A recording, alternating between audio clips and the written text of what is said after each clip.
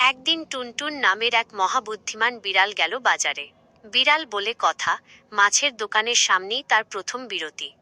মাছওয়ালা টুনটুনকে দেখে হাঁক ছেড়ে বলল, এই যে টুনটুন সাহেব, দেখে যান, একেবারে গঙ্গা তাজা টাটকা মাছ। টুনটুন ঝুড়ির খুব কাছে গিয়ে চোখ কুঁচকে মাছগুলোর দিকে তাকাল। তারপর গম্ভীর গলায় বলল, তা তো বুঝলাম, কিন্তু টাটকা হলে মাছটা আমার দিকে তাকিয়ে অমন ভ্যাবলা কানতে হাসছে কেন? মাছওয়ালা একটু ঘাবড়ে গেল।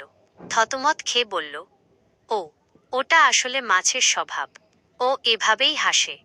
ঠিক তখনই ঘটল এক অবাক করা কাণ্ড। ঝুড়ি থেকে সেই হাসি খুশি মাছটা ছপ করে একটা লাফ দিল। বাজারের সবাই হাঁ করে তাকিয়ে আছে।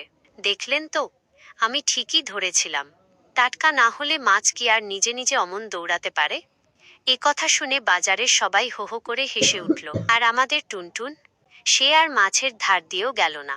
আয়েশ করে পাশের দোকান থেকে এক প্যাকেট দুধ কিনে লেজ দুলিয়ে বাড়ির পথ ধরল। গল্পটি কি আপনার